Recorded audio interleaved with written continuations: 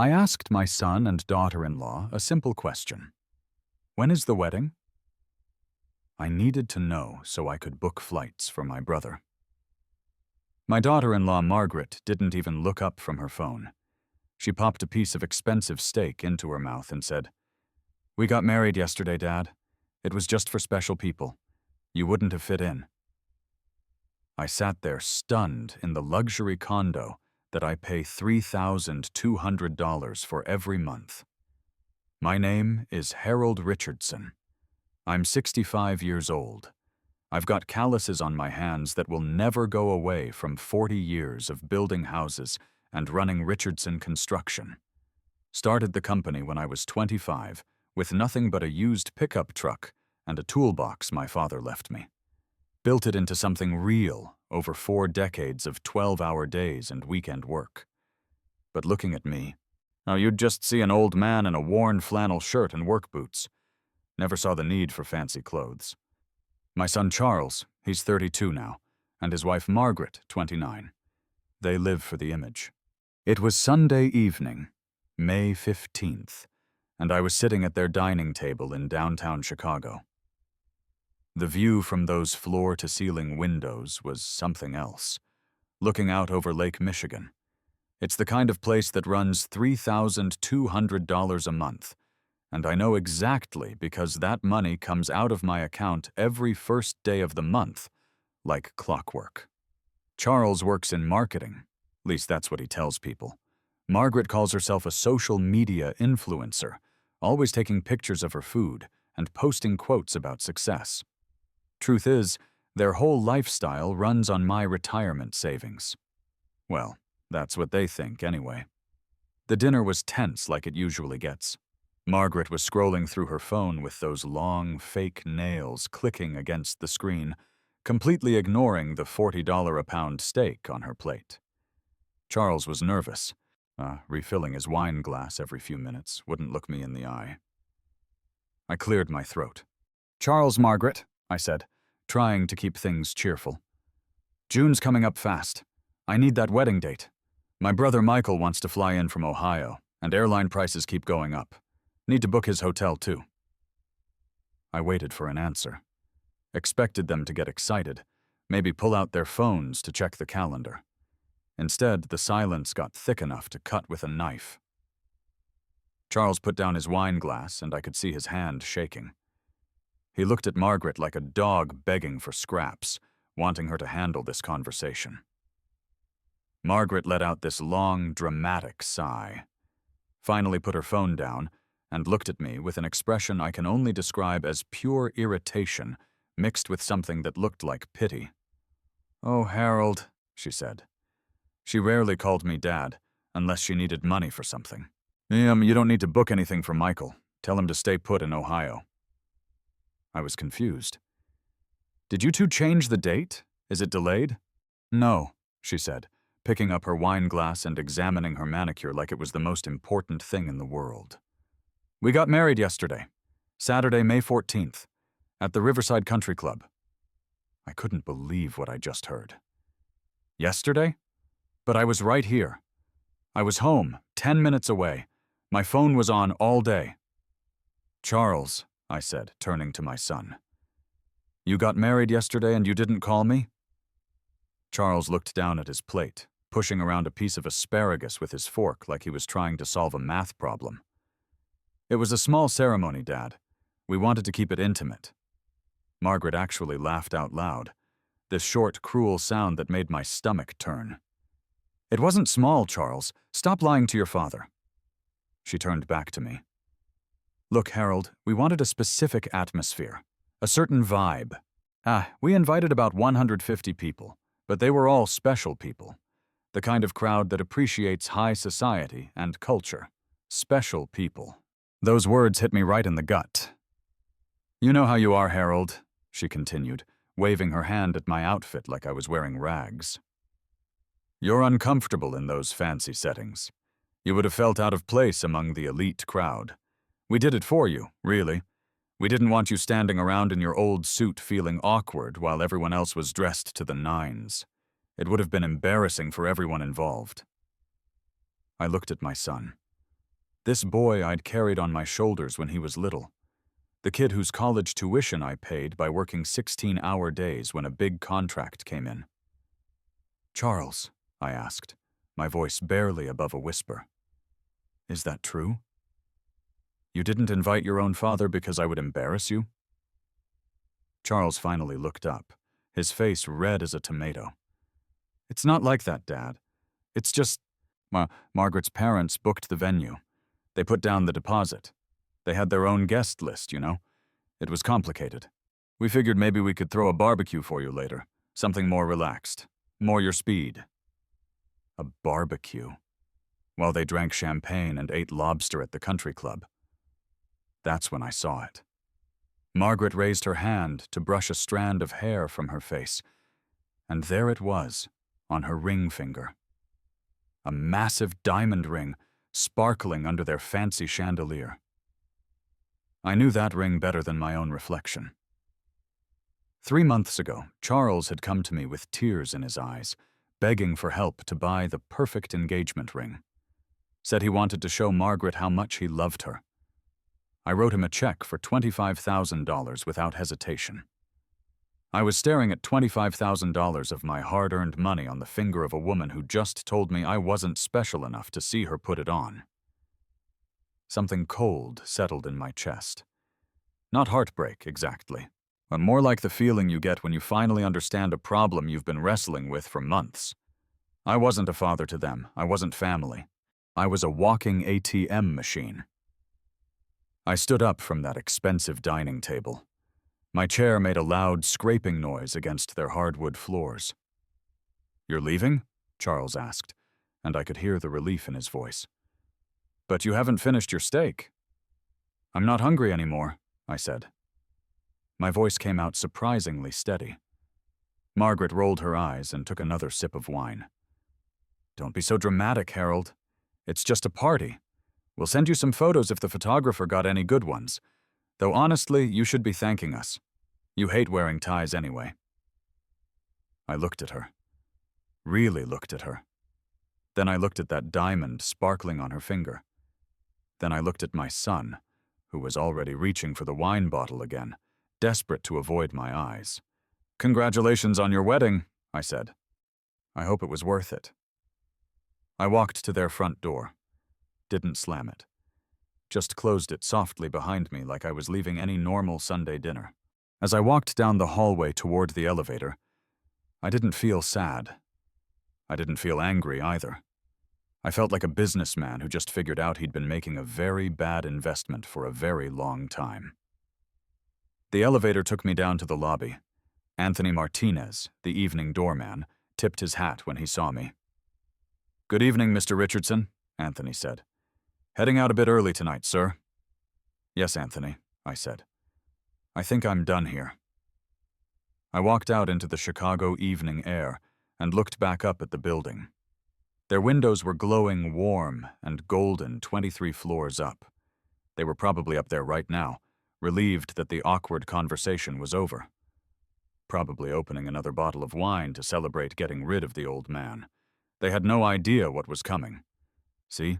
But what Charles and Margaret didn't know, what they never bothered to ask about, was who actually owned their fancy building. They thought they rented from some big corporation called Richardson Holdings. Thought it was just a coincidence that we had the same last name. Richardson's a common enough name, right? What they forgot was that I didn't just spend 40 years swinging a hammer. When you're in construction, you learn that the real money isn't in building houses. It's in owning the land they sit on. Every time the market crashed, while other people were selling, I was buying. Started with a duplex in 1985, then a small apartment building, then another. I own 6 buildings around Chicago. My net worth sits right around $2.8 million. Not bad for a guy who started with a used pickup truck and a toolbox. And my ungrateful son had been living in one of my buildings for 3 years, treating me like I was some kind of charity case. I got in my pickup truck and sat there for a minute. Then I pulled out my phone and called Dorothy Williams, my attorney. It was Sunday night, almost 9 p.m., but Dorothy always answered when I called. "Harold, is everything all right?" Dorothy asked. She'd been handling my legal work for 15 years, ever since my wife passed. "Dorothy," I said, "I need you to pull the file on the Lakeside Towers property. Unit 2304. "That's Charles's place," she said. "The lease renewal is coming up next month, isn't it? Do you want me to process the automatic renewal like usual?" "No," I said, staring up at that glowing window. "Do not renew it. And Dorothy, I want you to prepare a notice."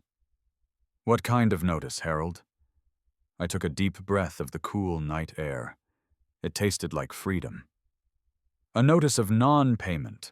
I want you to prepare the eviction paperwork." Dorothy was quiet for a long moment. She'd known Charles since he was in high school. "Harold, are you sure about this? This is your son we're talking about." "I'm sure," I said. Treat them exactly like you would any other tenant who stopped paying rent. No special treatment. No family discounts." "This is going to get messy," Dorothy warned me. "When people like Charles and Margaret get squeezed, they don't humble themselves.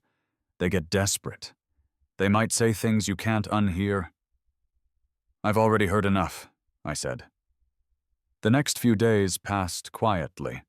I went about my normal routine: coffee at Pete's Diner in the morning, checking on my other properties, playing cards with some retired guys from the old crew on Thursday nights. But the whole time, I was waiting. June 1st came around. That's rent day. I'd been automatically transferring $3,200 every month for 3 years. But this time, nothing went through. My phone started ringing around 2 p.m. Margaret's name lit up the screen. I let it ring 4 times before I answered. "Dad!"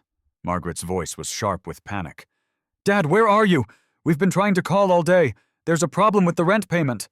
And the system shows it didn't go through. I was sitting in Pete's Diner, finishing a tuna melt and fries. "Is that so?" "Yes." "The landlord's portal is showing we're delinquent. There's already a late fee tacked on. Did you forget to hit send or something?" "This is really urgent, Dad." I took a slow sip of my coffee. "Actually, Margaret, I've got some bad news about that." "What kind of bad news?" Her voice went up an octave. "Well, you know how the economy's been lately. My investments took a hit. My pension check got delayed, some mix-up with the paperwork. Things are pretty tight this month." Dead silence on the other end. Then, "What do you mean, tight?" "Dad, the rent is $3,200. We don't have $3,200. We spent everything we had on the wedding. You know that." "I'm sorry, honey," I said, keeping my voice calm. "I just can't swing it this time. But you two are successful entrepreneurs, right? Charles has that marketing business. You've got your influencer income. I'm sure you can figure something out." I heard some shuffling. Then Charles's voice came on the line. "Dad, please. We literally don't have it. What are we supposed to do?" "Same thing every other adult does when they can't pay rent," I said. "You figure it out. Get a loan. Sell something. Pick up extra work. Welcome to the real world, son." I hung up the phone and turned it off. 30 minutes later, I got a call on my business line from Dorothy. "Harold, they just called my office in a panic. Apparently, they've been trying to reach the property management company all afternoon to work out a payment plan." I smiled for the first time in days. "What did you tell them?" "That Richardson Holdings doesn't negotiate payment plans. Rent is due on the 1st. Today is the 1st. The clock is ticking."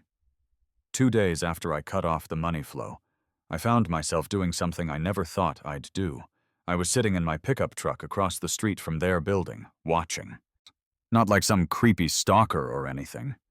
I was just curious to see how they'd handle their first real crisis. Around 10 a.m., I saw Margaret come out of the building wearing a designer dress and carrying what looked like a shopping bag. She walked 3 blocks to a place called Luxury Resale, one of those fancy consignment shops where rich people sell their stuff when times get tough. An hour later, she came out empty-handed, but holding a receipt. I didn't need to guess what she'd sold. Probably that $3,000 purse I bought her for Christmas. That evening, Charles called me. This time his voice sounded different. Shaky. "Dad," he said, "I know you're going through a tough time financially, but Margaret and I have been talking. We really need that rent money. Could you maybe take out a loan against the house? Just this once?" "Sorry, son," I said. "Bank won't approve loans for someone my age without steady income. Now, you're going to have to handle this one yourselves." "But Dad, we don't know how." I hung up. 3 days later, my phone rang at 6 a.m., Charles's name on the screen. I almost didn't answer, but something made me pick up. "Dad?" Charles's voice was weak, barely a whisper. "Dad, I'm at Northwestern Memorial Hospital. Something happened to my chest. It feels like someone's sitting on it. I can barely breathe." My blood went cold. This was my boy. All my anger disappeared in an instant. "What happened? Are you having a heart attack?" "The doctors. They think so. They need to run tests. But Dad, our insurance lapsed last month when we couldn't make the payment. They want $35,000 up front for the emergency surgery. I don't know what to do. I'm scared." I was already reaching for my car keys. $35,000? "Charles, I'll figure something out. Let me call the bank, see if I can liquidate some assets." "Thank you, Dad. I'm so sorry about everything. The wedding, the things Margaret said. I love you." "I love you too, son. Just hang in there. I'll get you the money." After I hung up, I sat there for a moment, my hands shaking. Then my phone buzzed with a text message. Not from Charles, from my buddy Mike, who runs a small private investigation business. Mike does work for me sometimes, checking up on contractors or tenants who seem sketchy. The text was just a photo, but it hit me like a punch to the gut. It showed a man in a white bathrobe sitting poolside with a cucumber water, laughing and looking healthy as a horse. The timestamp said 5:47 a.m., 13 minutes before Charles called me.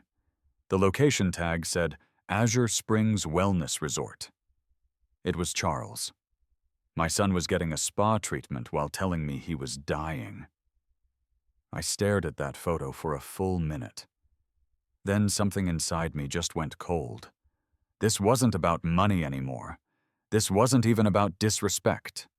This was about my own son willing to fake a medical emergency just to scam money out of me. I called him back. "Dad?"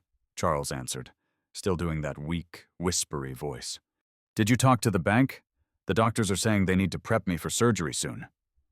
"You know what, son?" I said. "I'm having trouble getting the cash together that fast.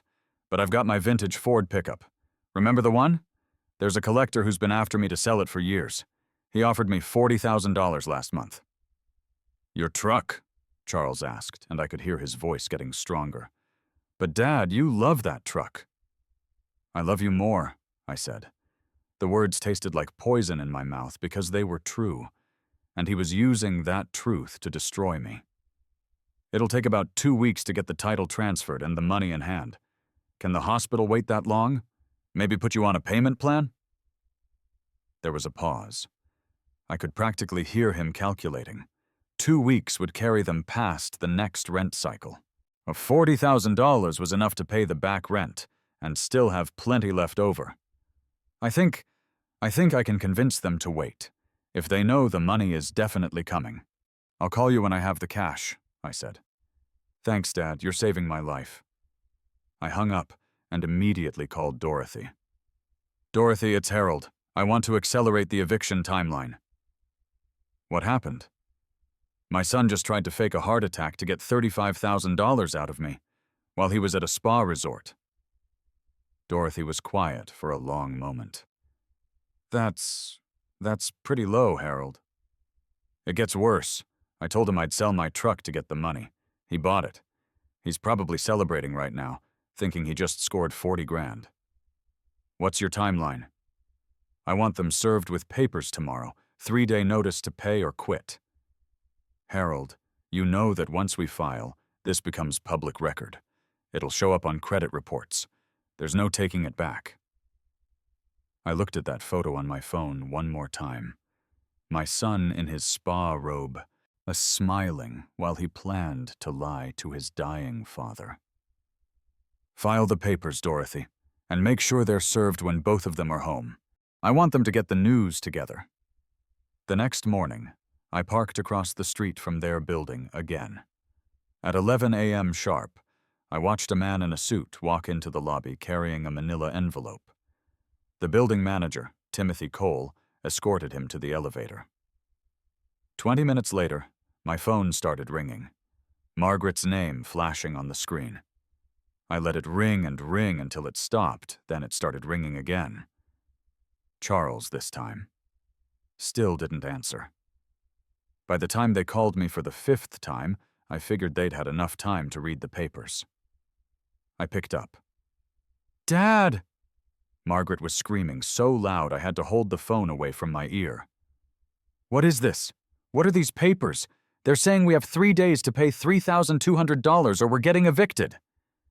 "Sounds about right," I said calmly. "You did this. Yet you called the landlord." "I didn't call anybody, Margaret. I just stopped paying your rent. Turns out when you don't pay rent, landlords get upset about it. But we're family." Margaret screamed into the phone. "You can't just let us get evicted." "Family," I repeated slowly. "You know what, Margaret? You're right.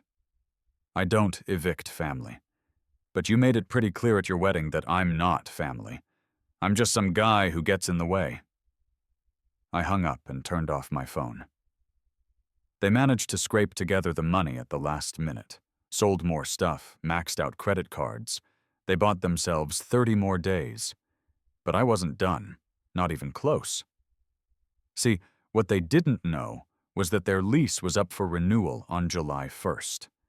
And I had no intention of renewing it. But before I dropped that hammer, I wanted to see something. I wanted to see just how far their lies went.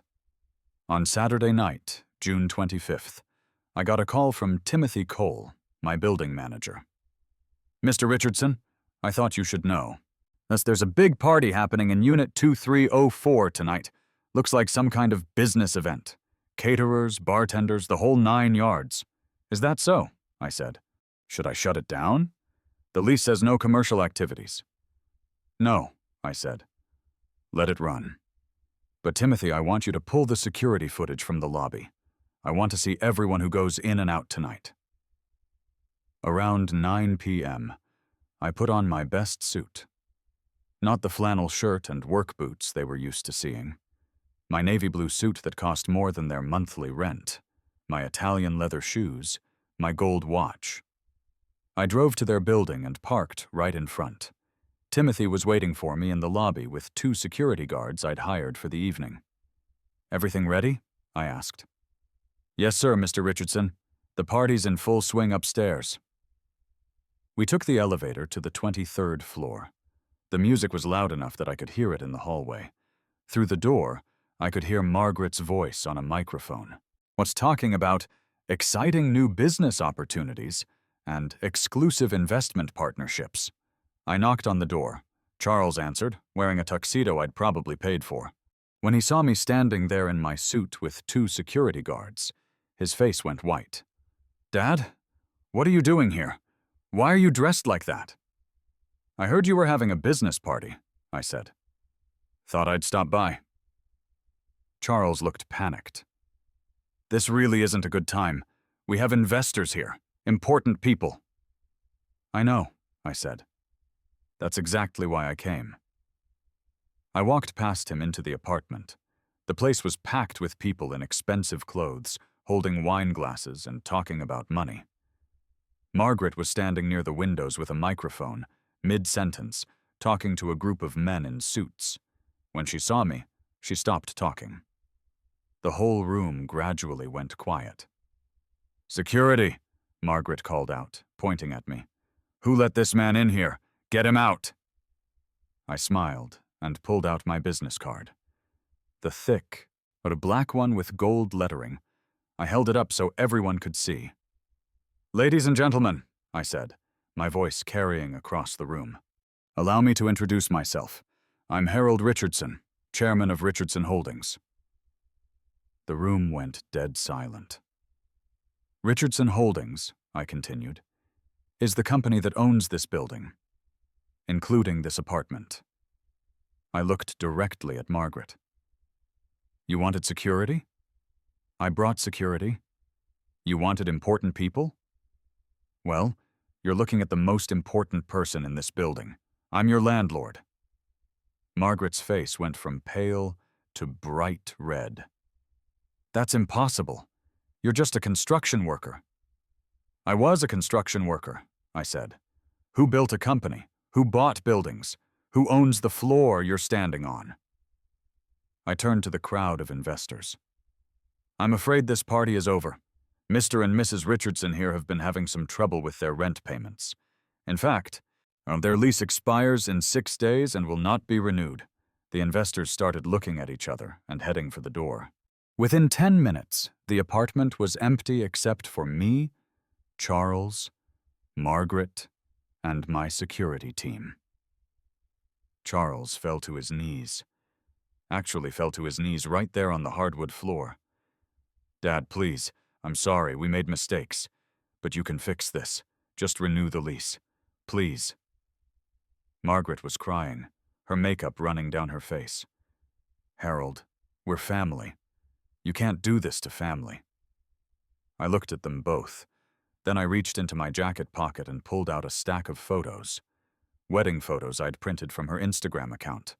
I scattered them across their coffee table. "Family?" I said. "You got married and didn't invite me because I wasn't special enough. You called me a mobile wallet. You changed the locks to keep me out of a building I own. You lied about a heart attack to steal money from me." I walked toward the door. "You wanted special people only? Well, congratulations. Now you get to find out how special you really are without my money. We have nowhere to go. Nowhere."